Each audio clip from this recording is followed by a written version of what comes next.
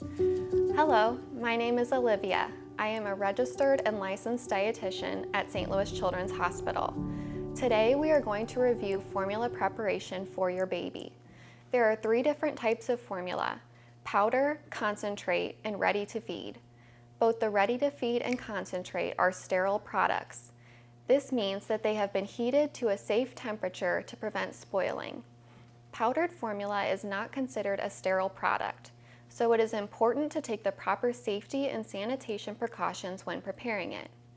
When preparing any type of formula, it is important to wash your hands for at least 20 seconds, clean your workspace, and use soap and water to make sure all your equipment and bottles are clean and sanitized. Before preparing the formula, make sure to check the expiration date on the product. Tap water is usually safe to use for formula preparation unless there is a known boil order in your area. Bottled nursery water without fluoride is safe for the first 6 months, but babies 6 to 12 months old need water with fluoride because it is a mineral that can help prevent tooth decay. Fluoride is in tap water and may be in some bottled water too. Distilled bottled water is also safe to use. Well water is not safe unless it is tested yearly for bacteria and nitrates that can come from plant fertilizers. First, we will prepare a bottle of formula using powder. Unless instructed differently by your medical team or pediatrician, you will prepare the formula based on the mixing instructions written on the can. Take the lid off the can and place it on a clean counter with the inside of the lid facing up. The CDC recommends boiling the water that you are going to use if your infant is in a high-risk category. The high-risk category includes preterm infants, infants less than 2 months old, and infants that may have a weakened immune system, which means they may not fight off an infection very well. The formula companies test the formula for bacteria before it leaves the facility, but mixing the powder with hot water that is at least 158 degrees Fahrenheit ensures that any bacteria that may be in the product will not survive the temperature. Boil the water for 2 minutes, then turn the flame off. Measure out the volume of water you need based on the can's instructions, being especially careful not to burn yourself. Then you will measure out the scoops of powder as instructed on the formula can. The scoop is often buried in the powder. You can use a clean knife to get the scoop out. Some formula requires an unpacked level scoop, while others instruct you to measure a packed level scoop. Once you have measured a full scoop and leveled it off, add the powder to the water. The water will still be hot enough to kill any bacteria. Attach the nipple to the bottle and shake well to mix. Cool the formula quickly by placing the bottle in a cup or bowl of ice water. Allow it to cool for 5 minutes. Then test the temperature of the formula on the inside of your wrist to make sure it is a safe temperature for your baby.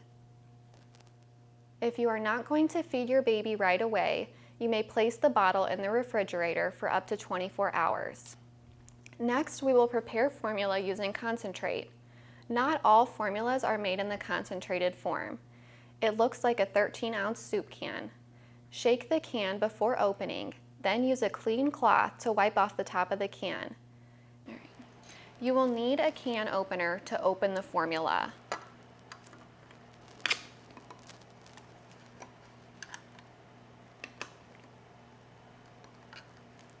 Once you have opened the can, pour the concentrate into a pitcher.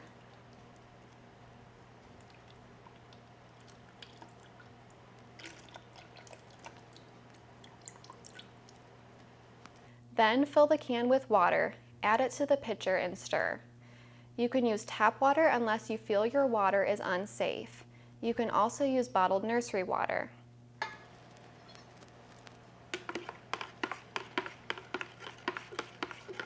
Once prepared, it is good in the refrigerator for up to 48 hours. Finally, ready to feed. You don't need to add water to ready to feed formula.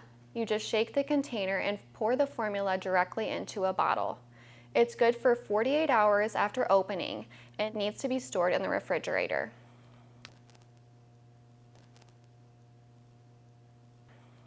Your dietitian may give you a recipe to follow to make your baby's formula higher calorie per ounce. Typically, it may be 22, 24, 27, or 30 calorie per ounce. You will follow instructions using a teaching tool instead of following the instructions on the formula can. It's important to use the correct amount of water and powder that is listed on the recipe. If the formula has too much water or powder, it could harm your baby. We will practice making a 24-hour batch of formula using the instructions written on the teaching tool.